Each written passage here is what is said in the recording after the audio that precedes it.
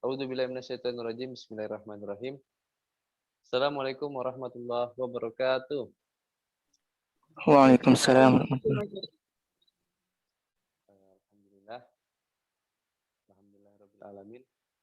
Bersyukur kita pada Allah dengan mengucapkan alhamdulillah, segala puji bagi Allah Rabbul alamin, yang mana pada malam hari ini kita bertemu kembali di Zoom meeting yang masuk pekan ketiga, yang judulnya Be Consistent in Hijrah.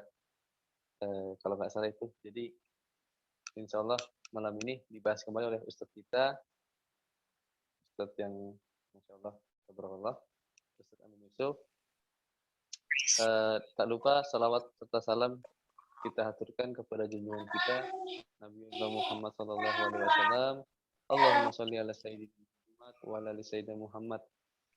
Di mana kita sama-sama bersolat kepadanya dengan berharap bahwa kita akan kembali bertemu, kita akan dipertemukan dengan beliau di satu surganya, dan juga dengan berharap syafaat di Yaumul Mahsyar kelak, di mana ketika itu tidak ada syafaat, tidak ada naungan kecuali syafaat dari Rasulullah atas izin Allah sendiri. Oke. Apakah kita harus mereview yang kemarin? Untuk review kemarin itu judulnya apa? How to hijrah, bagaimana caranya hijrah. Oke, jadi hijrah itu dari yang Ustadz Amin sampaikan.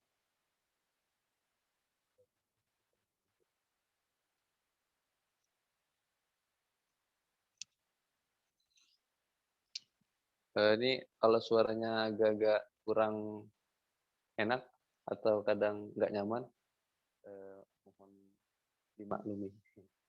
Oke, jadi dari penyampaian Ustadz Amin Senin kemarin, itu benang merahnya. Jadi hijrah itu ada dua, hijrah hati dan hijrah apa satunya kemarinnya? Ada dua, hijrah hati dan hijrah fisik. Hijrah perbaiki fisik, dan juga hijrah hati yang dalam artian tazkiyatun nafsnya, lurusin niat lagi, dari penampilan juga sedikit-sedikit di-upgrade dari yang sebelumnya tidak berhijab syar'i jadi hijrah. Nah, hijrah hati, hijrah fisik. Ya, Ustadz Amin Yusuf, daripada saya telah menyampaikan, untuk tempat persilahkan. Tafadhol Ustadz. Baik, bismillahirrahmanirrahim. Rabbi shrah li sadri wa yassir li amri wahlul 'uqdatam min lisani yafqahu qawli. Assalamualaikum warahmatullahi wabarakatuh. Waalaikumsalam warahmatullahi wabarakatuh.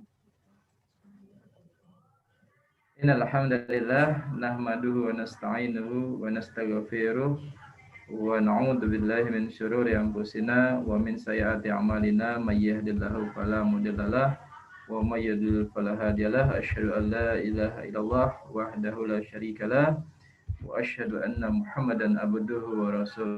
Allahumma shalli ala sayyidina Muhammad wa ala alihi wa man tabi'ahum bi ihsanin ila yaumiddin. Qala Allah Ta'ala fil kitabihil karim, a'udzu billahi minasyaitonir rajim. Bismillahirrahmanirrahim. Ya ayyuhalladzina amanu taqullaha wa qulu qawlan syadidan yuslih lakum a'malakum wa yaghfir lakum dzunubakum wa may yuti'illaha wa rasulahu faqad faza fawzan 'azima. Wa qala Rasulullah sallallahu alaihi wasallam fil hadis, ittaqillah haitsu ma kunta. Sadaqallahul adzim wa sadaqa Rasulullahul karim. Allahumma alimna ma yanfa'una manfa'na bima 'allamtana wa zidna ilma wa arinal haqqa haqqan warzuqna ittiba'ah wa arinal batila batila warzuqna istinabah.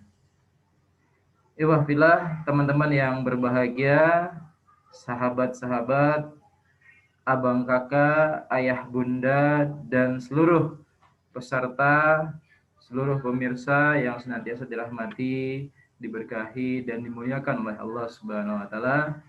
Pertama dan utama sekali, marilah kita senantiasa memanjatkan puja, puji, serta rasa syukur kita hanya kepada Allah Azza wa Jalla, Allah Rabbul Izzati, yang telah kita nikmat kesehatan, nikmat kesempatan, nikmat keimanan, nikmat keamanan, sehingga sampai dengan malam hari ini Allah kembali pertemuan kita di tempat yang mulia, di majelis yang mulia, yang insya Allah dirahmati, diberkahi, dan dimuliakan oleh Subhanahu wa Ta'ala.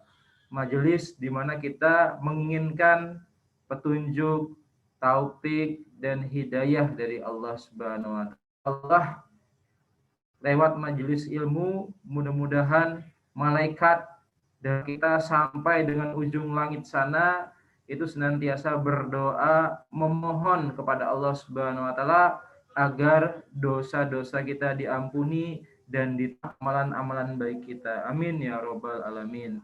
Salawat serta salam senantiasa tercurah limpah kepada junjungan kita Nabiullah Muhammad sallallahu alaihi wasallam khatimul anbiya beserta keluarga, sahabat, dan seluruh pengikutnya illa yaumil qiyamah. Mudah-mudahan kita termasuk orang-orang di dalamnya. Teman-teman yang berbahagia, menjadi seorang muslim yang produktif itu merupakan pilihan di masa global pandemi pada kesempatan kali ini. Menjadi muslim, menjadi pemuda dan pemudi yang produktif itu merupakan jalan yang harus kita tempuh agar kita bisa tergolong orang yang senantiasa fastabiqul khairat, berlomba-lomba dalam kebaikan. Fa idza faragta fansab wa ila rabbika farghab, sebagaimana dijelaskan dalam surah Al-Insyirah ayat 7 sampai dengan 8. Apabila kita sudah selesai mengerjakan suatu pekerjaan, suatu amalan, suatu urusan, maka bersegeralah untuk melanjutkan ke amalan yang lain dengan bersungguh-sungguh. Dan hanya kepada Allah Subhanahu wa taala kita berharap. Oleh karena itu tidak ada dalam hidup kita ini jeda untuk bersantai-santai, untuk beristirahat. Istirahat dalam rangka mengobati rasa lelah boleh. Istirahat boleh.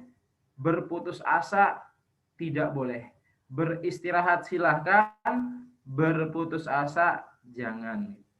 Sesungguhnya ketika kita lelah, insya Allah lelah itu akan sirna, tetapi ketika kebaikan kita lakukan, maka itu akan abadi di hadapan Allah Subhanahu wa taala. Begitu juga dengan kemaksiatan, begitu juga dengan dosa.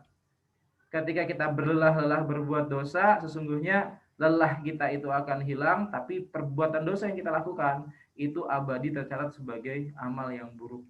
Oleh karena itu, mari kita bersama-sama tiada henti-hentinya untuk menjadi pribadi, khususnya pemuda-pemudi yang bersemangat di jalan Islam. Di masa pandemi ini, kita jangan cari-cari alasan gitu ya. Yang ujung-ujungnya kita malas gerak, yang ujung-ujungnya atas dasar atau atas alasan virus corona sehingga menjadikan itu malas beribadah, malas bekerja, malas beraktivitas, apalagi apa-apa itu semuanya dikerjakan work from home. Ini membuat kita menjadi orang sekiranya itu bisa jadi malah terpapar kemalasan gitu. Perlu diwaspadai. Oleh karena itu, walaupun kita melakukan sesuatu itu apa-apa mungkin dari rumah, sekolah dari rumah, kuliah dari rumah, bekerja dari rumah, tidak menyebabkan kita santai-santai, menghabiskan banyak waktu penuh dengan kesia-siaan. Memang kebanyakan kita itu ketika kita berada di rumah, umumnya itu ya beristirahat gitu kan. Bersantai-santai. Rumah itu tempat beristirahat, tempat bersantai, tempat menikmati sesuatu yang sekiranya itu ya untuk bekerja, bukan untuk sekolah, bukan untuk belajar gitu. Ini mindset kita.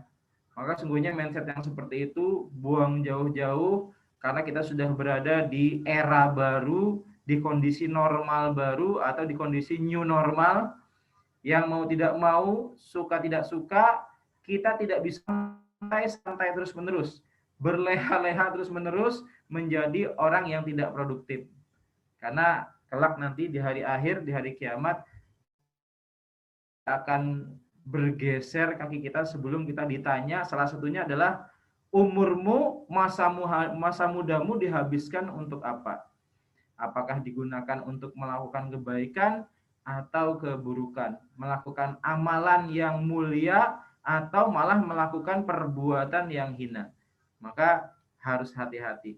Persiapkan diri kita untuk hari ini, untuk esok hari, dan jadikan hari kemarin itu sebagai renungan dan sebagai bentuk kita untuk menjadi pribadi yang lebih baik, lebih baik, lebih baik, dan lebih baik dibandingkan hari kemarin. Sebagaimana Rasul berpesan kepada kita semua bahwa yang disebut dengan pemuda berdasarkan dari penjelasan atau saripati keterangan ulama, yang namanya pemuda itu ciri usianya antara 15 sampai dengan 40 tahun. Nah, Ana yakin teman-teman yang hadir ini pasti usianya sudah di atas 15 tahun dan di bawah 40 tahun. Kalaupun ada di luar itu, berarti antuna termasuk peserta yang istimewa. Yang namanya pemuda itu usianya antara 15 sampai 40 tahun. Ketika usia 15 sampai dengan 40 tahun, lebih cenderung kepada kemaksiatan atau perbuatan dosa, maka itu masih dianggap wajar. Tetapi ketika usia 15 sampai dengan 40 tahun, dia termasuk salah satu dari 7 golongan yang dicintai dan dilindungi oleh Allah Subhanahu wa taala, di mana pada saat itu tidak ada perlindungan kecuali perlindungan dari Allah Subhanahu wa taala, yaitu asyabbun nasa abi ibadatillah. Yaitu pemuda yang senantiasa terikat kepada syariah, pemuda yang senantiasa taat kepada Allah dan Rasulullah. Maka dia termasuk pemuda atau manusia yang istimewa di hadapan Allah Subhanahu wa taala. Jadi kalau misalnya ada yang menyibukkan diri dengan kemaksiatan di usia 15 sampai dengan 40 tahun, itu hal yang masih dianggap wajar. Tetapi ketika dia menjadi pribadi yang baik, pribadi yang senantiasa bersemangat di jalan hijrah dan berupaya untuk istiqomah, maka dia merupakan pribadi yang teristimewa amalan kebaikan yang dilakukannya di hadapan Allah Subhanahu wa taala, sehingga wajar mendapatkan naungan khusus ketika pada saat itu tidak ada naungan kecuali naungan dari Allah Subhanahu wa taala. Sedangkan yang usianya sudah 40 tahun ke atas, kemudian dia bertobat, maka di hadapan Allah Subhanahu wa taala itu merupakan sesuatu yang wajar. Wajar sewajar-wajarnya. Tetapi kalau ada yang usianya sudah 40 tahun, kemudian tidak bertobat, malah semakin banyak melakukan maksiat, maka di hadapan Allah dia termasuk orang yang istimewa dalam melakukan keburukan, istimewa dalam melakukan kemaksiatan, istimewa dalam berbuat dosa. Maka orang yang istimewa berbuat dosa, istimewa dalam melakukan keburukan, maka di hadapan Allah bisa jadi dosanya semakin bertambah-tambah, berlipat-lipat. Karena sejatinya orang yang sudah usia 40 tahun ke atas itu, dia semakin dekat kepada Allah, semakin sadar akan usianya yang semakin berkurang. Oleh karena itu, saya berharap teman-teman di majelis ini termasuk orang-orang yang teristimewa di hadapan Allah Subhanahu wa taala, sebagaimana Allah berfirman di dalam surah Hujurat, A'udzubillahi minasyaitonirrajim. Bismillahirrahmanirrahim. Ya ayuhan nas, inna khalaqnakum min dzakari wa unsa wa ja'alnakum syu'uban wa qabaila lita'arafu inna akramakum indallahi atqakum. Wahai manusia, Aku ciptakan engkau dalam bentuk laki-laki dan perempuan, bersuku-suku, berbangsa-bangsa, lita'arofu, dengan tujuan untuk saling mengenal. Inna akramakum indallahi atqakum. Sesungguhnya yang paling mulia, yang baik di hadapan Allah Subhanahu wa taala itu adalah orang yang bertakwa. Jadi ukuran seseorang itu mulia di hadapan Allah adalah karena takwanya.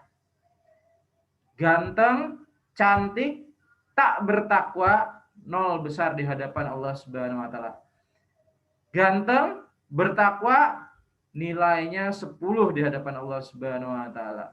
Cantik, takwa, 10 nilainya di hadapan Allah Subhanahu wa taala. Ganteng, kaya, dermawan, Masya Allah, nilainya 100 bahkan 1000 di hadapan Allah Subhanahu wa taala. Cantik, kaya raya, dermawan, solehah, Masya Allah. Takwa yang sebenar-benar takwa yang mudah-mudahan ada pada pribadi teman-teman yang hadir pada kesempatan malam hari ini. Iwafillah yang insya Allah dirahmati dan dimuliakan oleh Allah Subhanahu wa taala.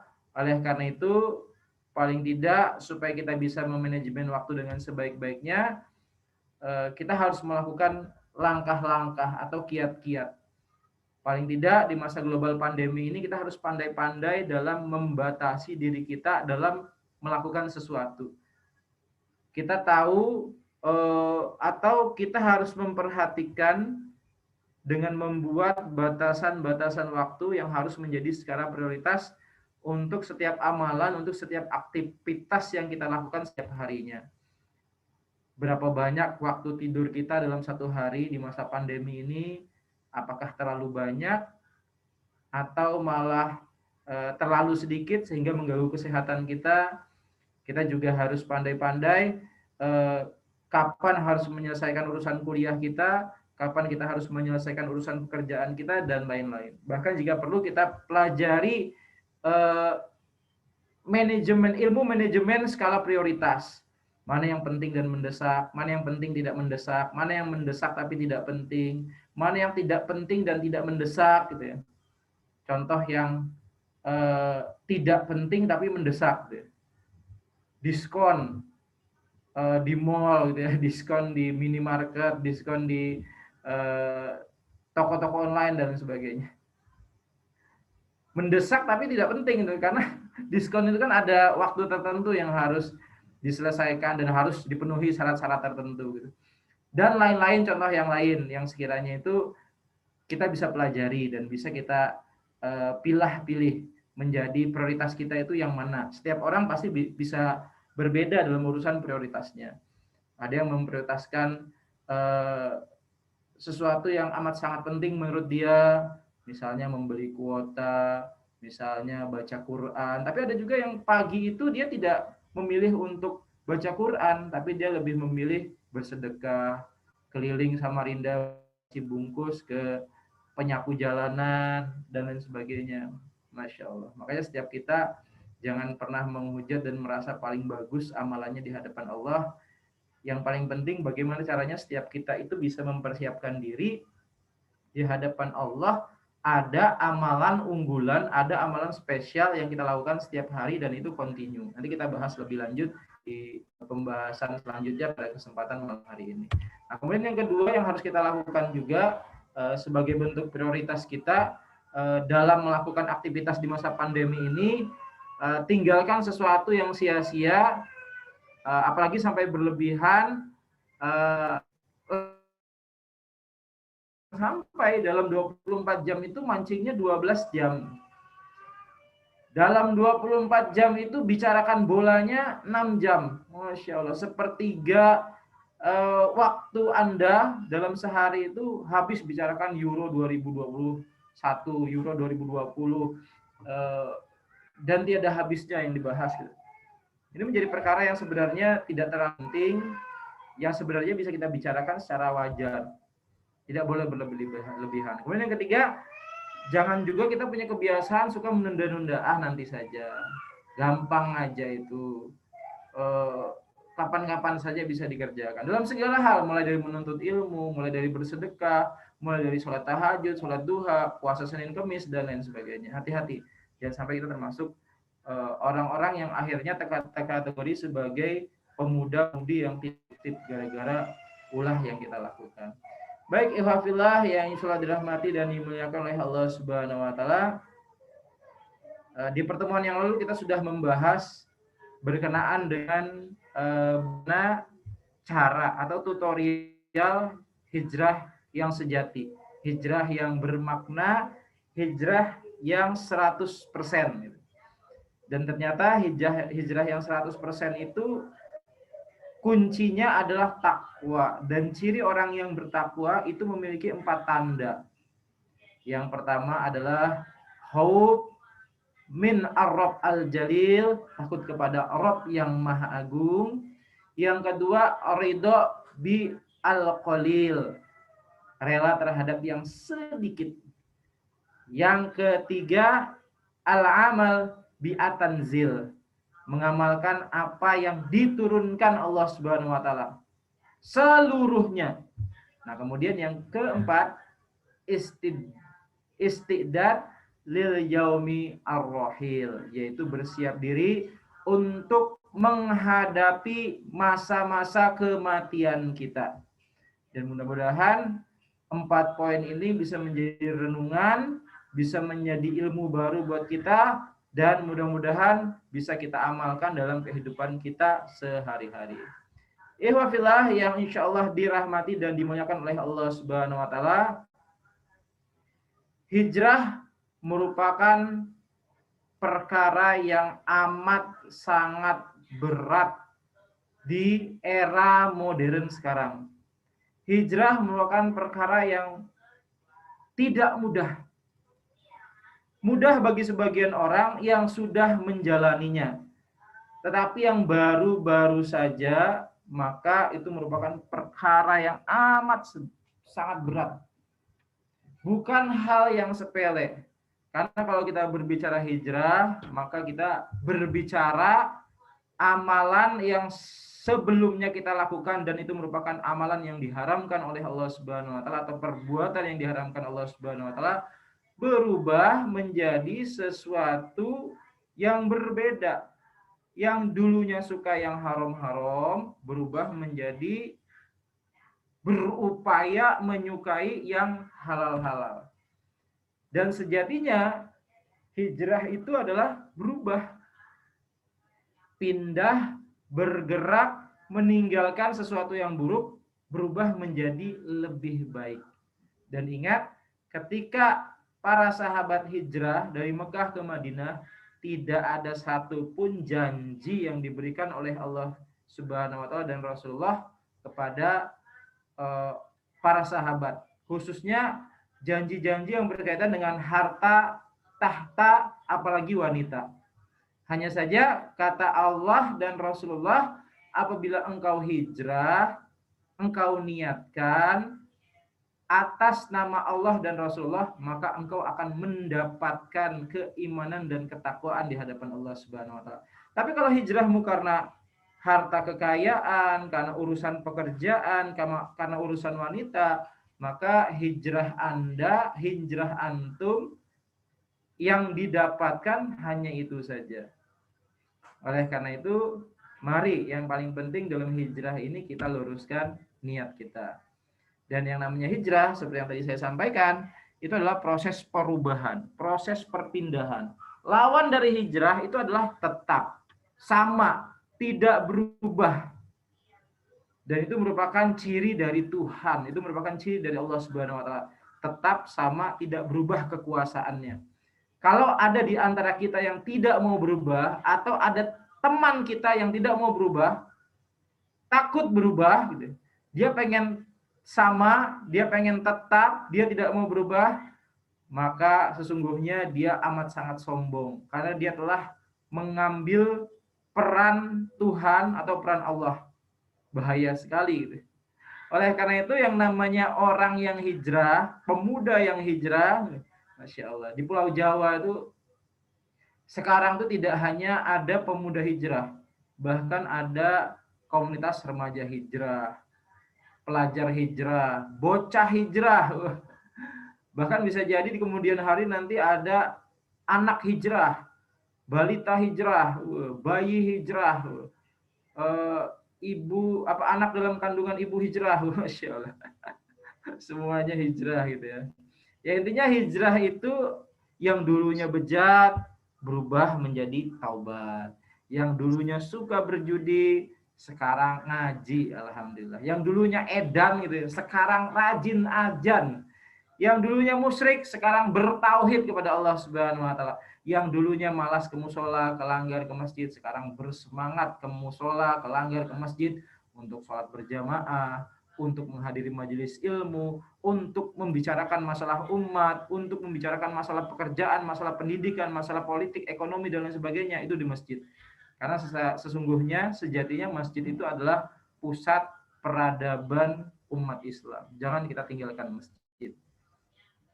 Dan yang menjadi cikal bakal awal perubahan yang dilakukan oleh pemuda-pemudi Islam itu bukan dari rumah, bukan dari kantor, bukan dari kampus, bukan dari sekolah.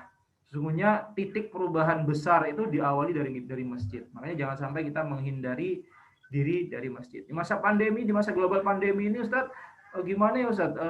Takut virus corona, jadi saya jarang-jarang ke masjid. Ya sekali lagi, new normal. Maksudnya apa? Ke musola, ke masjid, ke langgar, pakai masker, cuci tangan, bawa sejadah masing-masing. Jika perlu, bawa hand sanitizer kemana-mana. Jika perlu, bawa sesuatu yang sekiranya itu bisa menjaga imunitas dan imanitas kita. Oleh karena itu, sekali lagi anak pertegas bahwa hijrah ini merupakan jalan yang amat sangat berat. Dan konsekuensinya, Masya Allah, antum bisa jadi dimusuhi, bisa jadi antum ditinggalkan. Ketika kita siap berubah, ternyata teman-teman kita, di circle kita, di komunitas kita, itu tidak siap dengan perubahan kita. Makanya ketika kita mau berubah, ketika kita hijrah, baru-baru hijrah, teman-teman kita, khususnya yang ada di lingkaran kita, ada di kelompok kita selama ini, itu tidak suka. Itu menghujat, menjelek-jelekan, menghina. Kenapa? Karena dia tidak siap dengan perubahan kita. Dan dia merasa, waduh, kita ini bersepuluh kurang satu orang. Jadi 9. Oh, lama-lama dia jadi 8. Lama-lama habis. Semuanya pada hijrah. Tinggal aku sendiri yang tidak hijrah misalnya. Wah, ini bahaya. Maka orang yang seperti ini harus kita sadar. Kita kan harus kita ingatkan. Bahwa yang namanya pertemanan itu, kalau memang adalah pertemanan yang sejati, maka sebaik-baik pertemanan adalah teman yang senantiasa mengingatkan kepada kebaikan, kepada kepatuhan, ketundukan, dan ketaatan kepada Allah Subhanahu wa taala. Oleh karena itu, hijrah yang berat ini, hijrah yang teramat berat ini, seberat-beratnya jalan hijrah, ternyata ada yang lebih berat lagi. Apa jalan yang lebih berat dari hijrah? Ya, tema kita pada kesempatan malam hari ini.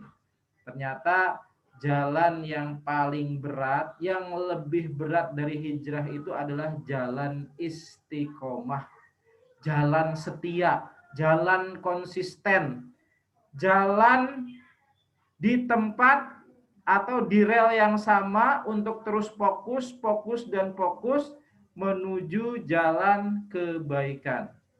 Oleh karena itu, istiqomah ini merupakan perkara yang amat sangat penting dan tidak pernah disampaikan oleh Allah Subhanahu wa taala dengan main-main. Tidak pernah juga dibahas oleh Rasulullah SAW dengan main-main. Bahkan ketika ada ayat, kemudian ketika Rasul menyampaikan tentang perkara-perkara yang berkenaan dengan istiqomah, itu Rasul sampai-sampai langsung keluar ubannya. Saking beratnya perkara ini, saking pentingnya perkara ini. Innalladzina qalu rabbunallah tsumastaqamu. Dan orang-orang yang mengatakan Tuhanku adalah Allah, kemudian tsumastaqamu, dan istiqomahlah, setialah, konsistenlah di jalannya, Maka orang-orang yang mengucapkan Tuhanku adalah Allah dan dia berupaya sekuat tenaga untuk istiqomah, untuk konsisten terhadap apa yang dia lakukan, maka malaikat datang, kemudian malaikat turun dari langit menemui orang-orang yang istiqomah itu, kemudian memberikan kabar gembira, menyemangati. Jangan takut, jangan bersedih, bergembiralah, kata malaikat. Karena sesungguhnya orang-orang yang senantiasa beriman kepada Allah dan dia istiqomah, maka dia termasuk orang yang pantas mendapatkan surga. Bahkan di dalam salah satu hadis disebutkan, Kul amantu billah summastaqim. Katakanlah Tuhanmu adalah Allah dan istiqomahlah dan konsistenlah. Intinya kalau kita berbicara istiqomah berarti berbicara keimanan kita kepada Allah Subhanahu wa taala. Dan kalau sudah berbicara keimanan berarti ini berbicara tentang perkara tauhid. Ihwafillah yang sholat dirahmati, diberkahi dan dimuliakan oleh Allah Subhanahu wa taala. Jadi di awal saya sampaikan bahwa perkara istiqomah ini merupakan perkara yang amat sangat berat gitu ya. Ustadz, hijrah itu enggak berat-berat amat sih Ustadz. Hijrah itu kan tinggal yang awalnya enggak sholat, kemudian sholat. Yang awalnya malasan enggak rajin bersedekah, sekarang bersedekah. Yang dulunya pakai narkoba, minum minuman keras, zina, pacaran, sekarang enggak lagi gitu. Ya memang hijrah itu ringan gitu bagi sebagian orang gitu. Tapi yang berat itu adalah istiqomah. Ketika antum sudah memahami perkara-perkara yang sekiranya itu harus dikerjakan, sanggup enggak antum melakukan itu secara terus-menerus? Itu yang menjadi catatan penting. Oleh karena itu pada kesempatan malam hari ini saya ingin berbagi tutorial. Saya ingin berbagi kiat-kiat bagaimana kita itu bisa istiqomah di jalan hijrah ini dan betul-betul serius menapaki jalan ini lillahi ta'ala. Memang kalau misalnya antum buka YouTube, antum searching di Google gitu ya, banyak sekali formulasi sukses hijrah, sukses istiqomah. Tips istiqomah di jalan hijrah, kiat istiqomah di jalan hijrah, cara-cara istiqomah di jalan hijrah, semua ada. Formulasinya banyak. Nah, pada kesempatan malam hari ini saya ingin menyampaikan 4 poin saja. Yang insya Allah 4 poin ini amat sangat ringan kita kerjakan. Yang paling penting 4 poin ini betul-betul serius harus kita kerjakan supaya kita betul-betul istiqomah. Yang pertama, mudah-mudahan sudah siap semua teman-teman ya. Kiat istiqomah di jalan Allah, ketika kita hijrah, kita tidak berubah-ubah, kita konsisten. Yang pertama adalah menuntut ilmu. Mengapa harus menuntut ilmu? Karena yang namanya menuntut ilmu ini merupakan perkara yang amat sangat penting dalam kehidupan kita. Apa saja yang menjadi keutamaan orang-orang yang menuntut ilmu? Ihwafillah yang insya Allah dirahmati dan dimuliakan oleh Allah Subhanahu wa taala. Paling tidak pada kesempatan malam hari ini kita bisa sama-sama tahu apa saja keutamaan dari menuntut ilmu. Dan ini merupakan hal yang amat sangat penting ketika seseorang itu memulai hijrah dan ingin istiqomah. Yang paling penting poinnya yang pertama itu adalah menuntut ilmu. Dengan menuntut ilmu, kita tahu banyak hal. Mau itu ilmu dunia, terlebih-lebih ilmu akhirat. Tapi Ustadz, saya pernah dengar Ustadz, yang paling penting ketika kita belajar itu adab dulu, baru ilmu Ustadz. Ya, statement seperti itu tidak salah. Tapi harus kita luruskan. Supaya kita mengerti adab, maka kita harus tahu ilmunya dulu. ilmu dalam adab-adab menuntut ilmu itu seperti apa gitu. Jadi jangan terbalik gitu. Jadi segala sesuatu itu harus diawali dari ilmu. Al ilmu qoblal amal, kata Imam Syafi'i. Ilmu dulu sebelum kita beramal, sebelum kita beraktivitas, sebelum kita melakukan perbuatan-perbuatan yang sekiranya itu harus dituntut oleh ilmu.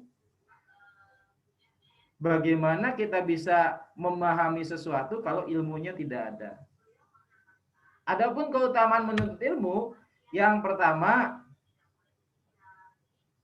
ilmu insya Allah akan memudahkan kita dalam menempuh jalan menuju jannahnya.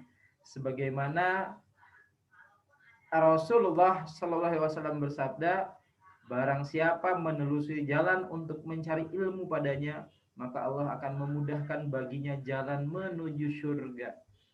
Jadi barang siapa yang menelusuri jalan untuk mencari ilmu, apakah itu majelis ilmu, apakah memesan buku secara online, kitab-kitab, kemudian mencari-cari informasi di YouTube, cari kajian-kajian online atau kajian-kajian offline dari Ustadz Abdul Somad, Ustadz Adi Hidayat, dan lain sebagainya. Maka itu merupakan upaya dia untuk menelusuri jalan untuk mencari ilmu. Jadi segala sesuatu yang kita upayakan, yang kita usahakan dalam rangka menjemput ilmu, wabil khusus ilmu agama, maka insya Allah Allah akan mudahkan jalan seseorang tersebut menuju surganya. Masya Allah. Dapat ilmu, kemudian dari dapat ilmu itu memberikan manfaat buat kita dan buat orang lain, dimudahkan pula oleh Allah Subhanahu wa taala menuju surganya.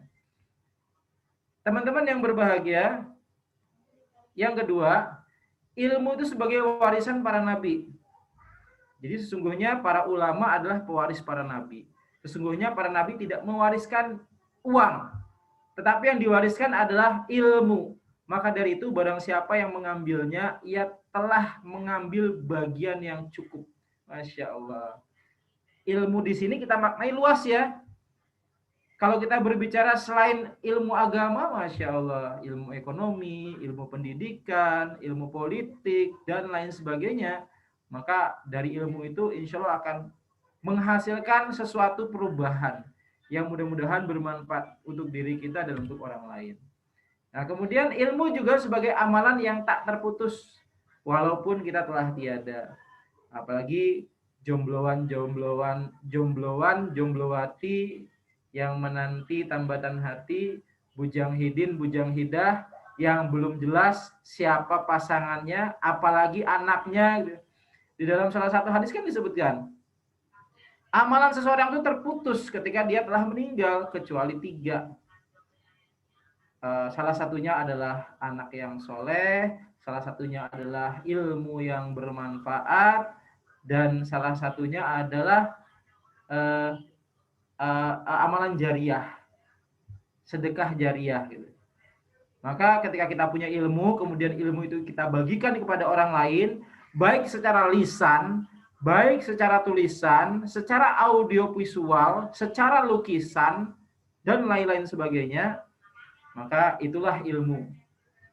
Makanya kalau antum bersemangat di jalan Islam, bersemangat menebarkan dan menyebarkan kebaikan, silahkan bagikan setiap ilmu yang kita miliki, bagikan setiap nikmat kebaikan Islam yang ada pada diri kita, itu secara terus-menerus, konsisten, istiqomah. Sebagai contoh, Kak Dimas, Masya Allah, Kak Dimas ini kan semangat sekali. Kalau misalnya kita lihat Instagramnya Kak Dimas itu, Masya Allah, postingannya itu betul-betul inspiratif.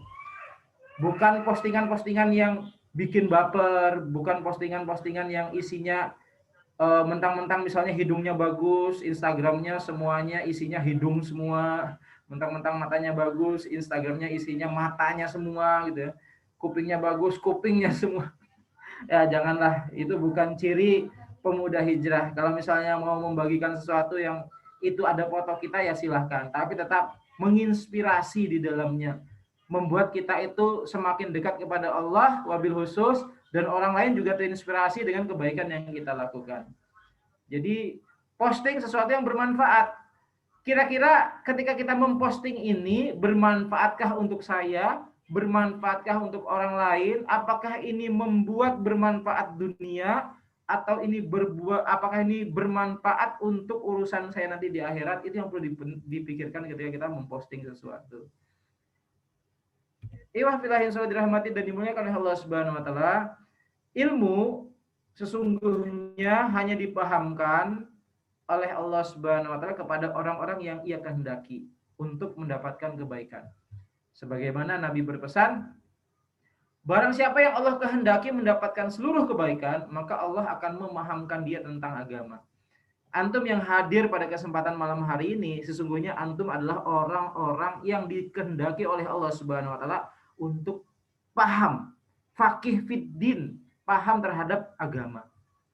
Bersyukur sekali kita tidak terlalu berlebihan gitu ya dalam mengejar dan dalam menjemput hidayah, santai-santai saja. Hidayah datang. Masya Allah, inilah sifat Rahman dan Rahimnya Allah. Inilah sifat kasih dan sayangnya Allah kepada hambanya. Kalau kita ada rasa kasih dan sayang kepada orang lain, sesungguhnya rasa kasih dan sayang yang ada pada diri kita, itu merupakan sifat-sifat Allah yang diberikan kepada hamba-hambanya. Oleh karena itu, mari kita bersemangat, mari kita senantiasa membenahi diri kita dengan ilmu agama, mudah-mudahan. Kemudian orang yang berilmu itu adalah orang yang paling takut terhadap Allah. Sesungguhnya yang paling takut kepada Allah itu adalah al-ulama, yaitu orang-orang yang berilmu. Kemudian Ibnu Katsir menjelaskan di dalam kitabnya berkaitan dengan penjelasan dari ayat tersebut, yaitu surah Fatir ayat ke-28.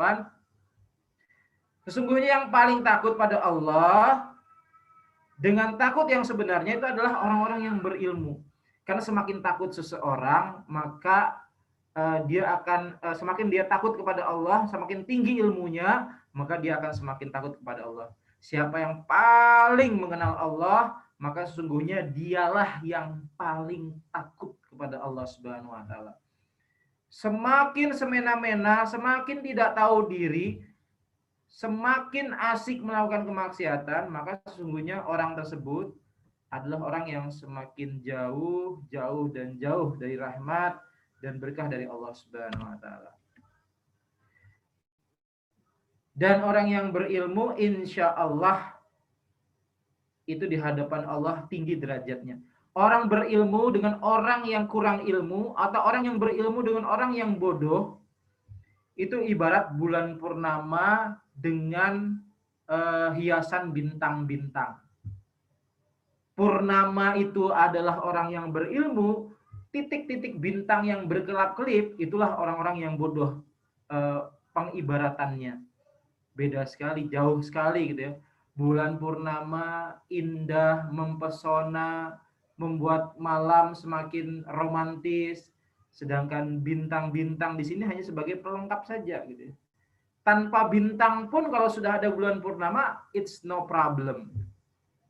Hati-hati, kita ini termasuk bulan purnama atau jangan-jangan kita ini bintang-bintang. Kalaupun kita misalnya masih merasa bintang-bintang, ayo kita sama-sama OTW, yuk kita sama-sama membenahi diri supaya bisa menjadi purnama yang ada di sekitar bintang-bintang. Ihwafillah yang selalu dirahmati, diberkahi dan dimuliakan oleh Allah Subhanahu wa taala. Itu yang pertama yang harus kita perhatikan ketika kita ingin istiqomah di jalan Allah, maka menuntut ilmulah. Dan ketika kita menuntut ilmu, paling bagus itu adalah dengan berada di majelis ilmu. Ihwafillah yang selalu dirahmati, diberkahi dan dimuliakan oleh Allah Subhanahu wa taala. Nah, pada kesempatan malam hari ini saya juga ingin menyampaikan kiat-kiat sukses supaya kita senantiasa dalam tuntunan ilmu yang bermanfaat. Kalau misalnya teman-teman sudah membaca atau menengok-nengok Instagram saya, itu sudah saya posting. Karena apapun yang saya sampaikan di majelis-majelis ilmu manapun, biasanya saya posting di Instagram. Harapannya teman-teman yang tidak bisa menyimak secara online, secara langsung, lewat lisan saya, paling tidak bisa membacanya atau melihatnya di Instagram dan Facebook saya. 5 kunci sukses menuntut ilmu. Tadi kita sudah berbicara tentang keutamaan dan pentingnya menuntut atau mempelajari ilmu. Pada kesempatan ini kita juga akan belajar 5 kunci sukses menuntut ilmu berdasarkan saripati penjelasan dari Imam Syafi'i. Bahwa sesungguhnya ketika kita belajar, baik itu ilmu dunia maupun ilmu agama, poin-poinnya atau dasar-dasarnya sama. Yang pertama, ketika kita belajar, baik itu ilmu dunia maupun ilmu agama, yang paling penting di poin pertama adalah kita mencari tempat belajar yang baik dan guru yang berkompeten. Artinya apa? Cari sekolah, cari kampus, cari majelis ilmu, cari komunitas, cari lembaga-lembaga pendidikan atau lembaga-lembaga keterampilan, apapun itu namanya, yang memang itu merupakan tempat belajar yang pantas dan sesuai dengan ekspektasi kita, sesuai dengan harapan kita. Dan pastikan juga guru-guru yang ada di dalamnya adalah guru-guru yang sesuai. Ingin bercocok tanam bunga, berguru kepada bercocok tanam palawija gitu, atau bercocok tanam buah-buahan, tidak nyambung. Jadi harus menyesuaikan. Apalagi berkaitan dengan belajar urusan agama. Kalau sudah belajar urusan agama, jangan sampai salah pilih. Karena banyak sekali orang-orang di luar sana yang sebenarnya dia itu pintar, banyak berpikir, tapi ternyata dia kurang berzikir. Bahkan tadi pagi hari Ahad yang lalu itu kami kedatangan Kiai Haji Muhammad Yamin. Di dalam ceramahnya beliau menyampaikan kalau beliau itu pernah bertemu dengan salah satu teman beliau yang sama-sama lulusan LC, tapi satu kamar ketika kami sudah waktunya sholat, dia tidak sholat. Kenapa? Karena dia banyak pikir, kurang zikir. Apalagi dia pernah mengatakan, kalau kita ingin memahami Islam secara utuh dan keseluruhan, maka satu-satunya cara yang bisa kita lakukan adalah dengan keluar dari Islam dan kita mengamati dari luar. Wih, ngeri sekali ini. Ini pemahaman mengerikan sekali kan. Jadi supaya kita bisa memahami dan bisa mengamati Islam secara keseluruhan tuh caranya dengan apa? Dengan keluar dari Islam. Ngeri sekali ya pemahaman seperti itu. Ihwatillah yang sangat dirahmati dan dimuliakan oleh Allah Subhanahu wa taala. Fungsi guru itu adalah membimbing, mengarahkan, mengingatkan dan memperbaiki setiap kesalahan yang kita lakukan. Sultan Muhammad Al-Fatih, selain bapak ibunya yang punya peran yang amat sangat penting dalam kehidupannya, kalau dia adalah pemimpin, kalau dia adalah seorang leader, kalau dia adalah penakluk Konstantinopel, dia juga punya seorang guru. Bapak ibu dari Sultan Muhammad Al-Fatih itu mengundang satu guru yang amat sangat berpengaruh dan membentuk jiwa kesatria, jiwa pejuang, jiwa pemimpin Muhammad Al-Fatih. Bahkan setiap hari gurunya yang bernama Ak Samsudin itu membawa Muhammad Al-Fatih dengan menggunakan kuda setiap pagi, setiap hari. Sampai-sampai saking ingin mendekati Selat Bosporus, itu kuda sampai masuk ke dalam air, sampai hampir tersisa lehernya saja. Kudanya hampir tenggelam. Saking bersemangatnya dan saking bersungguh-sungguhnya gurunya itu ingin menunjukkan kepada Muhammad Al-Fatih Junior kalau dia adalah penakluk Konstantinopel. Dialah yang nanti akan memenangkan dan akhirnya bisa membuktikan apa yang disampaikan oleh hadis Rasulullah SAW. Sebaik-baik pasukan itu adalah pasukan yang berhasil menaklukkan Konstantinopel. Sebaik-baik pemimpin, panglima itu adalah yang berhasil menaklukkan atau yang memimpin penaklukan Konstantinopel. Masya Allah. Jadi Masya Allah luar biasa. Guru amat sangat penting dan berpengaruh dalam kehidupan kita dalam menuntut ilmu. Teman-teman yang berbahagia, yang kedua, dalam menuntut ilmu itu perlu modal.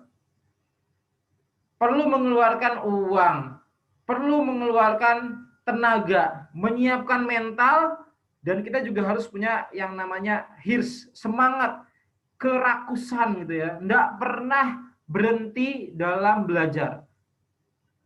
Penasaran, pengen menuntaskan dan lain sebagainya. Dan yang paling penting juga uang. Gitu. Jadi ada sebagian pondok pesantren itu kok kayaknya mahal banget. Gitu. Ternyata pondok pesantren tersebut tidak punya donatur.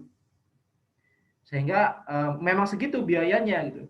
Ketika sistem Islam itu tegak, maka sistem Islam itu yang membiayai semuanya. Tapi kalau di masa sekarang, Masya Allah, masa sekarang itu berat gitu. Pesantren itu bisa murah karena ada donaturnya, bahkan ada pesantren itu yang gratis karena ada donaturnya. Bahkan donatur utamanya itu bisa jadi dari pemerintah gitu. Tapi dikhawatirkan kalau misalnya ada donatur dari pemerintah itu di satu kondisi bisa jadi ada pesanan-pesanan yang menyebabkan pondok pesantren tersebut menjadi tidak netral. Tapi kalau misalnya pondok pesantren itu independen, swadaya, donaturnya adalah para orang tua dari murid atau santri tersebut, mahal sedikit tidak ada masalah. Karena sebagaimana disampaikan oleh Imam Syafi'i, untuk bisa sukses dalam menuntut ilmu itu harus keluar modal. Untuk mengurusi urusan dunia saja, yang bukan sekolah agama saja, orang yang dari TK, SD, SMP, SMA, kuliah S1, 2, S3 itu perlu dana yang besar, modal yang besar, dan itu tidak main-main. Apalagi dalam urusan agama, cuma mengeluarkan kuota saja, serius dalam mengikuti majelis ilmu saja, itu Masya Allah, pengorbanan yang sudah kita anggap berlebihan. Padahal itu masih sedikit sekali yang kita keluarkan di hadapan Allah Subhanahu wa Ta'ala untuk pengorbanan kita dalam mengeluarkan modal, baik itu fisik, mental, semangat maupun uang yang kita keluarkan untuk menuntut ilmu. Kalau kita punya mental gratisan dalam menuntut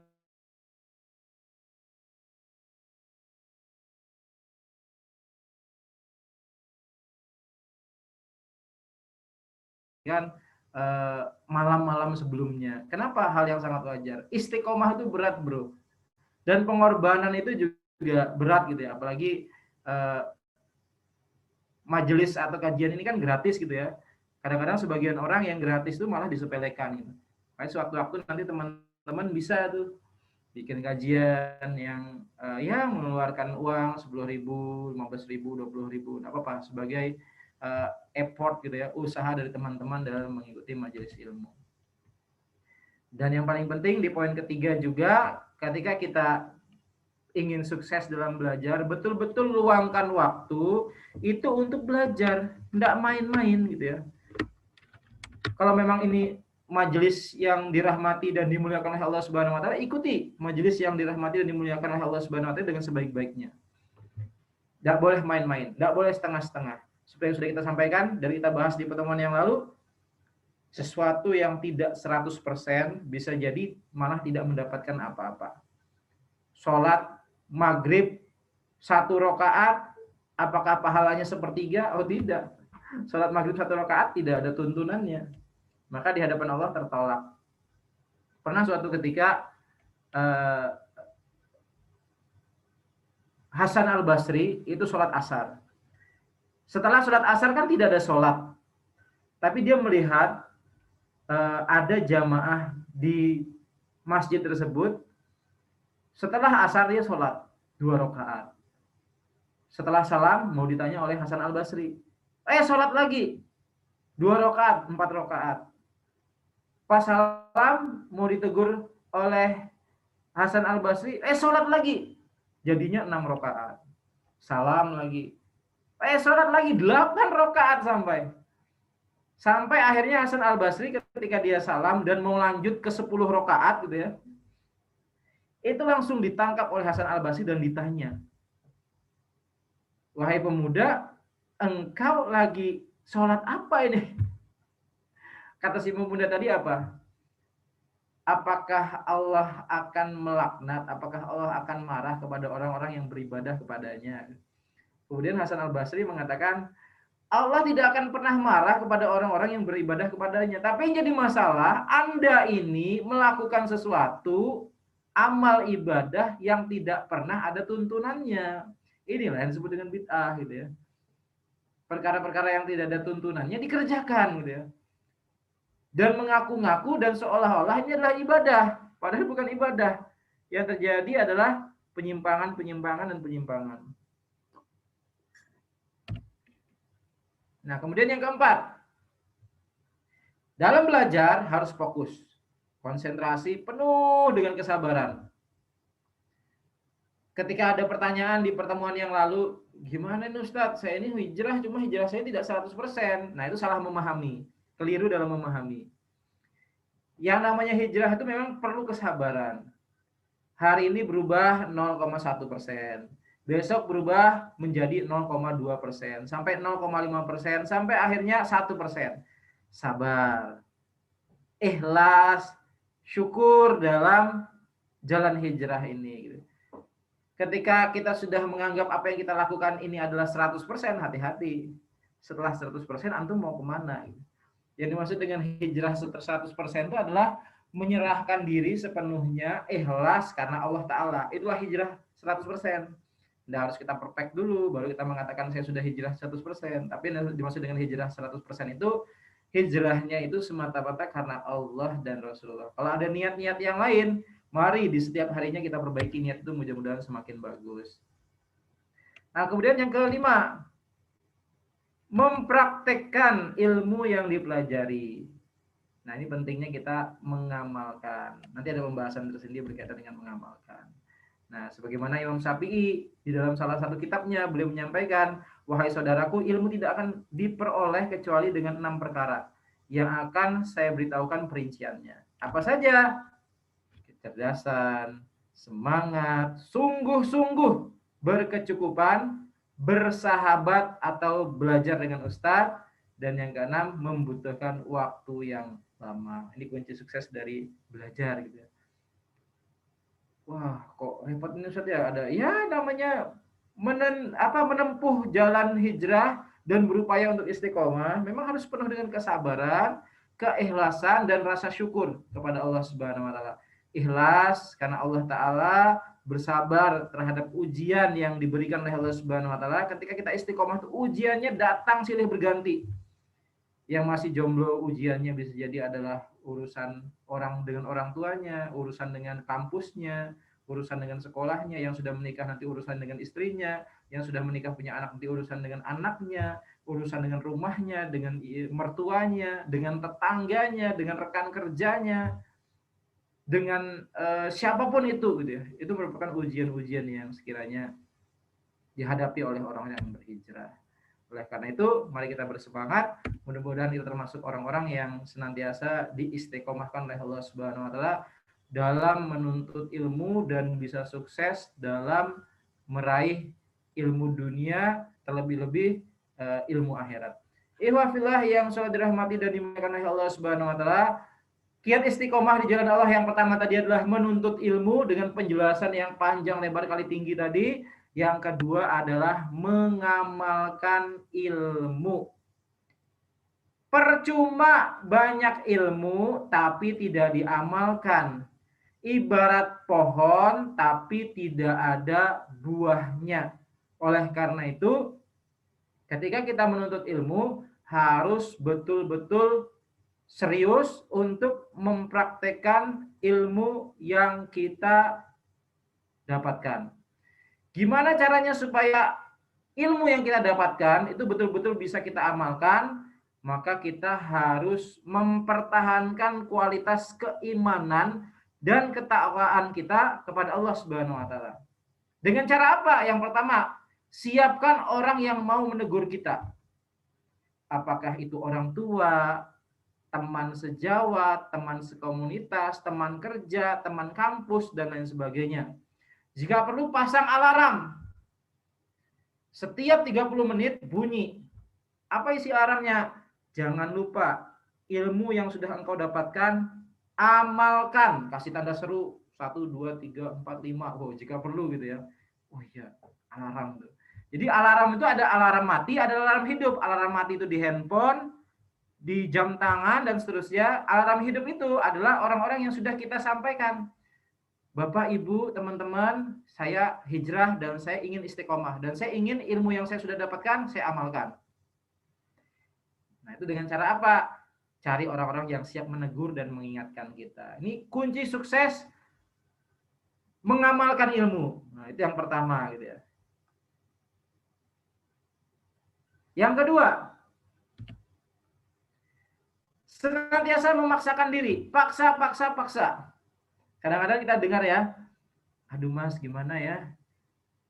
Saya itu sebenarnya sih komitmen sholat duha setiap hari. Tapi kok males ya? Maka penyakit males ini satu-satunya cara yang bisa kita lakukan untuk melawannya adalah paksa. Paksa.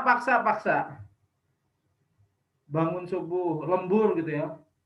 Aduh, tadi malam sampai jam 1, sampai setengah 2 gitu, ngerjakan skripsi, ngerjakan lemburan kerjaan gitu. Ketika kita dengar alarm subuh gitu, atau kita dengar azan subuh, wah itu mata berat sekali, mata lengket sekali. Maka ketika kita berat mata kita, lengket mata kita yang sedang dikencingi setan pada saat itu, maka yang harus ada dalam mindset kita adalah cukup, ini adalah gangguan setan, ini adalah kencing setan, ini adalah perbuatan setan. Lempar selimut kita, bergegas berdiri menuju tempat wudhu, jika memungkinkan berangkat ke masjid. Nah, itu cara kita untuk memaksakan diri. Awalnya terpaksa, nanti lama-lama bisa, dan akhirnya biasa. Kuncinya gitu ya.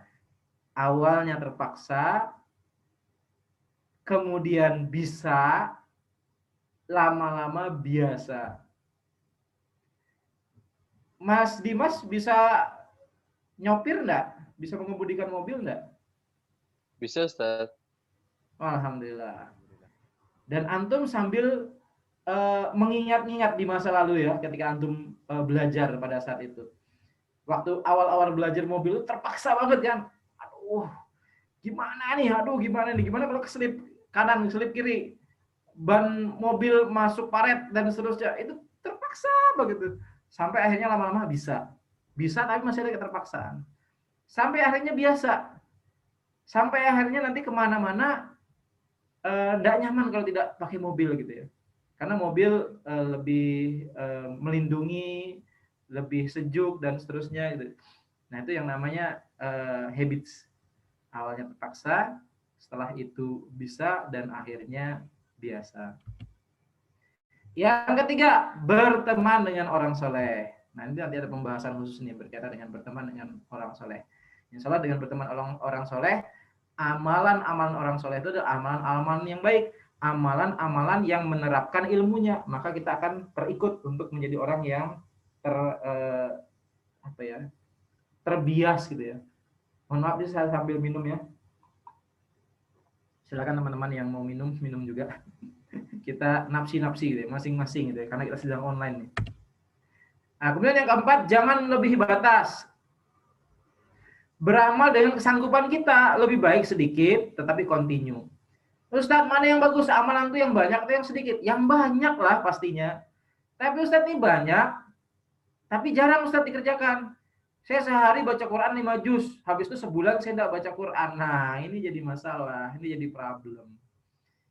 Yang bagus itu continue, berkelanjutan, istiqomah, walaupun sedikit.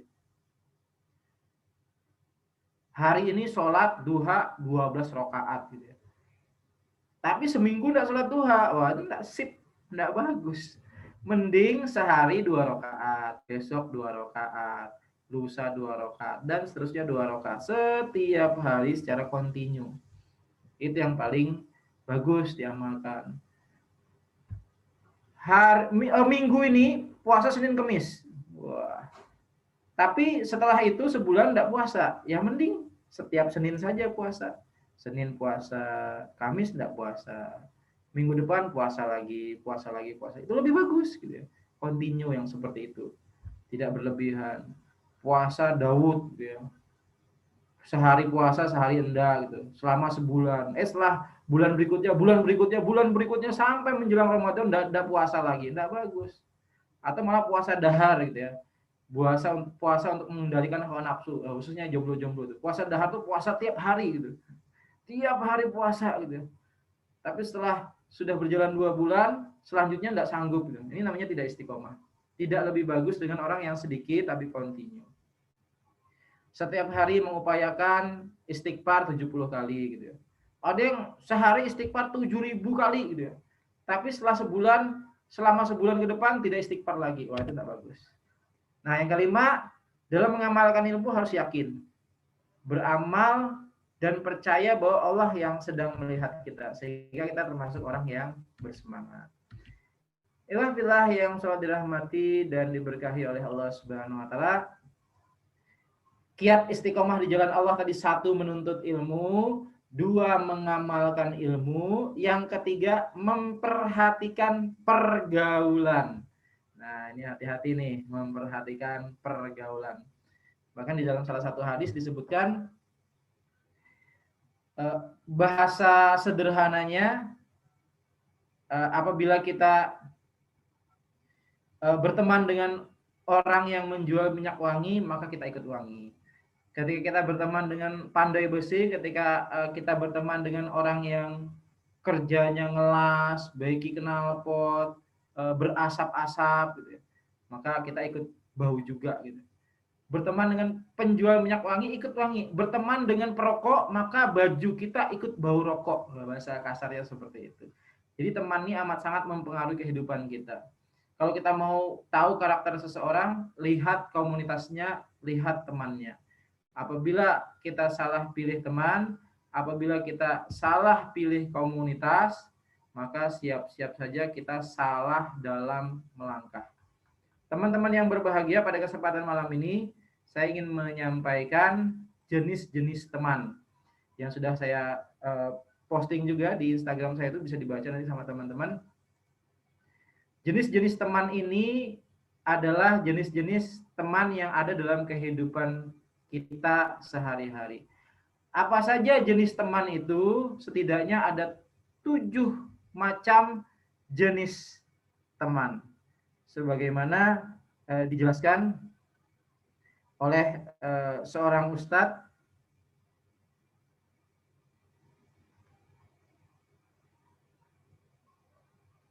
Jadi beliau menjelaskan ada 7 jenis teman. Nah, ini disampaikan oleh Ustazah Ummu Fainan Arfah Al-Makkiyah. Jadi beliau menjelaskan ada 7 jenis teman. Yang pertama adalah ta'arufan. Apa itu? Teman kenal secara kebetulan. Seperti bertemu di kereta, halte, bis, kafe, ajak ngobrol gitu ya. Ketika di perjalanan macet, tiba-tiba di depan ada kayak suara-suara rusuh. Kemudian di sebelah kita ada orang, kita tanya, "Mas, ada apa ya di depan itu?" Nah, itu temanan di perjalanan, teman di kereta, teman di jalan raya dan seterusnya. Dan ini teman yang seperti ini ada dalam kehidupan kita. Kemudian yang kedua, ta'arihan, yaitu teman karena faktor sejarah, teman sekampung, sekos, sealma mater, kemudian sepermainan dan seterusnya. Nah, kemudian yang ketiga, ada jenis teman ahamiyatan, yaitu teman karena kepentingan, bisnis, politik, ekonomi, pendidikan dan sebagainya.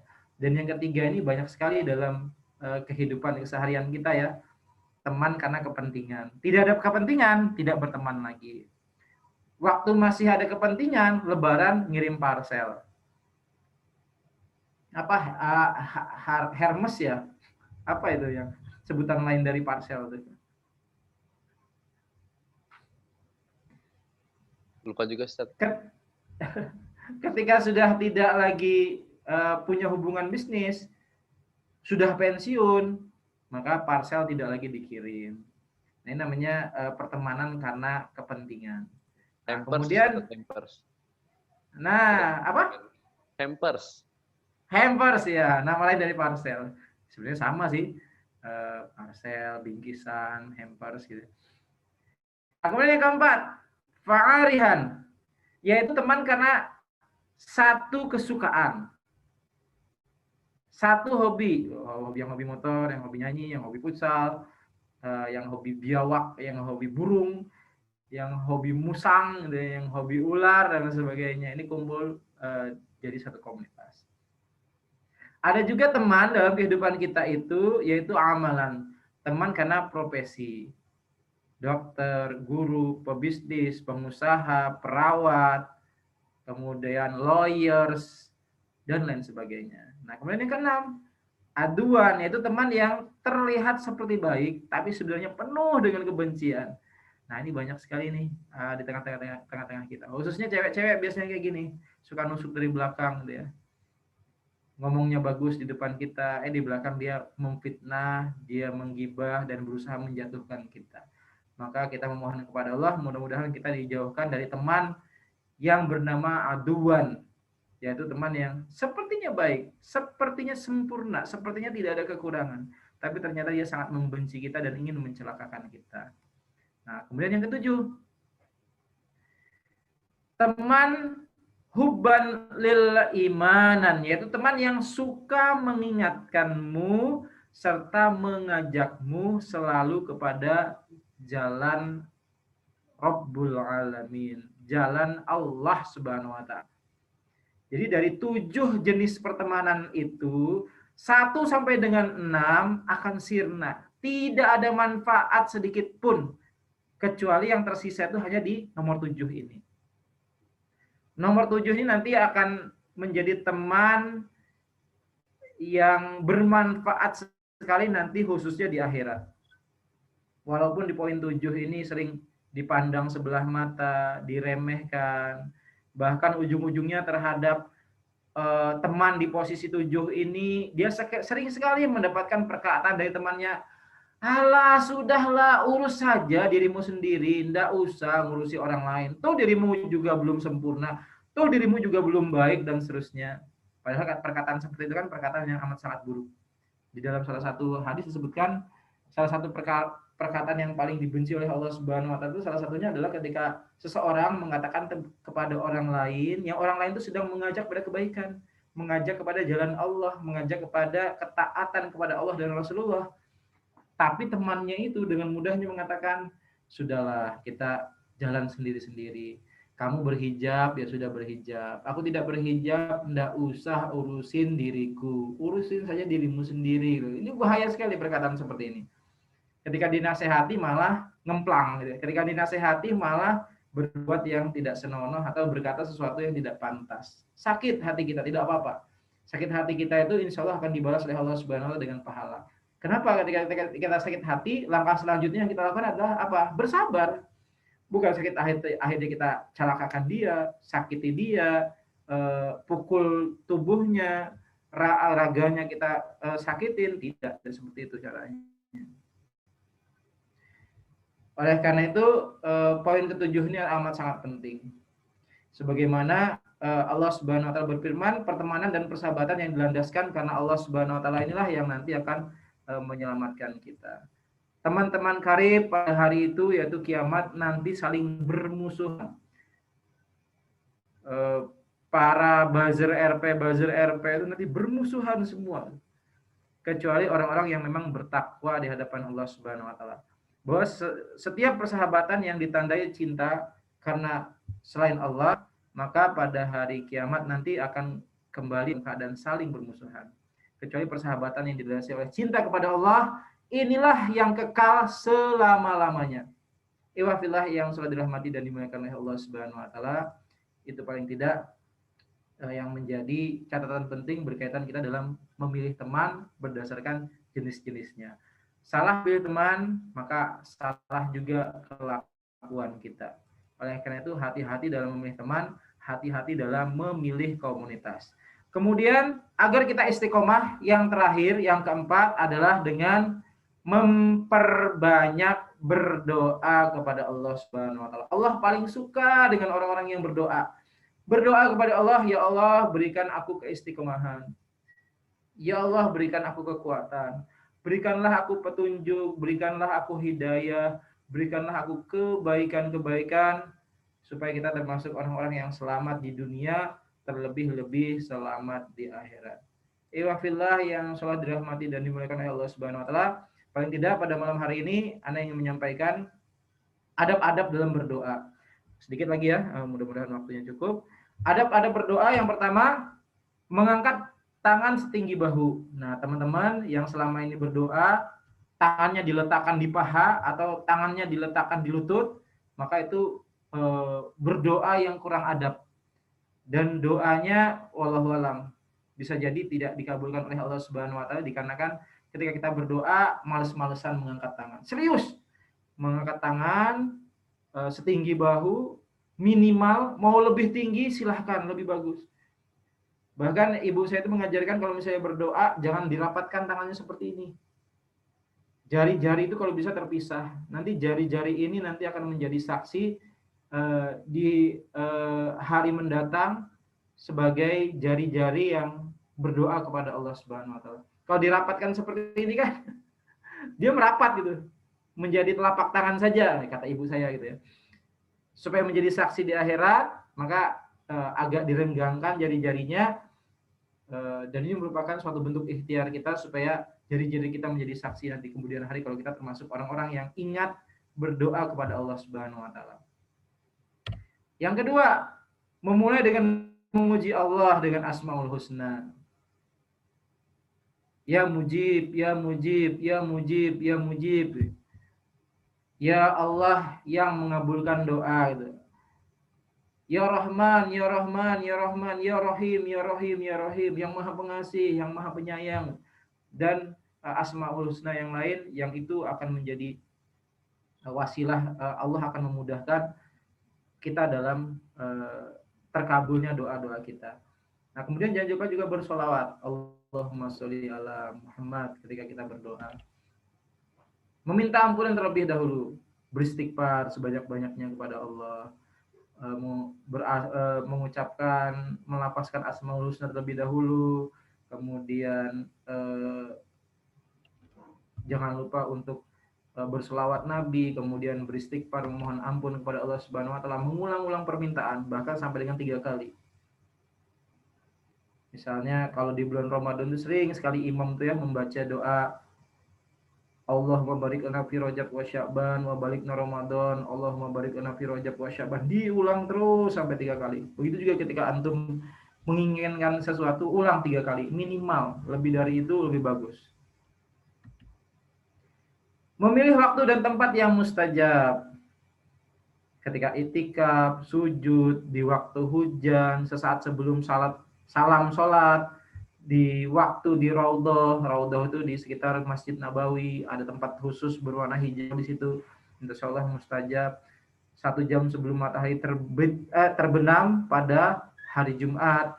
Kemudian ketika di Multazam, jadi Multazam itu jarak antara pintu Ka'bah dengan Hajar Aswad, di situ ada yang disebut dengan area Multazam. Kemudian ketika sedang tawaf di depan Ka'bah, insya Allah itu merupakan tempat-tempat yang mustajab, tempat-tempat yang insya Allah akan dikabulkan oleh Allah Subhanahu wa taala. Tapi ingat, doa itu ada 3 jenis respon yang diberikan oleh Allah Subhanahu wa taala. Yang pertama adalah yes. Ya, aku kabulkan doamu sesuai dengan permintaanmu. Apa yang kau minta akan aku kabulkan sesegera-segeranya. Tiba-tiba keingatan nikah gitu. Ya Allah, aku pengen nikah bulan depan. Masya Allah, bulan depan dikabulkan oleh Allah Subhanahu wa taala. Itu respon Allah terhadap doa hambanya. Ada yang langsung yes. Ada juga yang no. No dalam pengertian kata Allah, ini doa macam apa? Aneh gitu ya. Ini doa kok kayaknya enggak pantas buat dia gitu. Maka dikasih Allah Subhanahu wa taala yang lebih bagus. Ya Allah, aku pengen punya motor. Enggak apa-apa ya Allah, second aja itu. Yang penting motornya bisa untuk aku pulang pergi ke kampung, pulang kampung. Atau misalnya, ya Allah, saya pengen punya mobil. Enggak apa-apa mobilnya yang jelek ya Allah, yang second aja ya Allah, yang biasa aja ya Allah. Yang penting saya tidak kepanasan dan kehujanan ketika berangkat kerja atau ketika ke kampus. Tapi Allah Subhanahu wa taala melihat wah, enggak bisa saya kabulkan yang seperti ini. Karena dia lebih pantas untuk mendapatkan mobil yang bagus. Karena dengan mobil bagus itu wibawanya bertambah, kemudian dia juga akan bisa memanfaatkan mobil itu untuk urusan dakwah, untuk urusan hijrah dan lain sebagainya. Karena zaman sekarang itu kan yang dinilai itu kan apa-apa kepribadiannya gitu ya.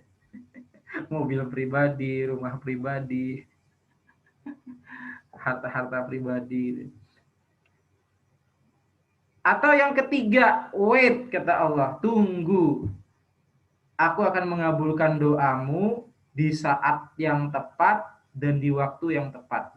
Saat yang tepat, waktu yang tepat, dan diberikan oleh Allah Subhanahu wa taala di saat-saat yang memang pantas kita untuk mendapatkannya. Jadi ada yang yes, ada yang no, ada yang wait gitu ya. Ada yang ya dikabulkan oleh Allah Subhanahu wa taala, ada yang no tapi kuberikan yang lebih baik, yang terbaik untuk engkau. Karena bisa jadi engkau mengharapkan sesuatu, meminta sesuatu, ternyata itu kita anggap baik, ternyata buruk di hadapan Allah, atau sebaliknya kita anggap buruk buat kita, tidak pantas buat kita, tapi ternyata itu yang terbaik dari Allah Subhanahu wa taala. Ketiga, wait, nanti kata Allah. Doamu mungkin tidak kukabulkan secara cepat, tetapi akan aku kabulkan di saat yang tepat. Yang paling penting. Oke, itu yang dapat saya sampaikan berkenaan dengan materi kita pada hari ini. Kunci dari istiqomah. Insya Allah ada 4 poin. Kiat istiqomah di jalan Allah. Yang pertama, serius menuntut ilmu. Yang kedua, serius mengamalkan ilmu. Yang ketiga, serius memperhatikan pergaulan. Yang keempat, serius memperbanyak doa. Demikian, kita lanjutkan dengan sesi selanjutnya. Apakah ada sesi tanya jawab atau yang lain? Saya kembalikan kepada moderator untuk sementara waktu. Akhirul kalam. Assalamualaikum warahmatullahi wabarakatuh. Waalaikumsalam.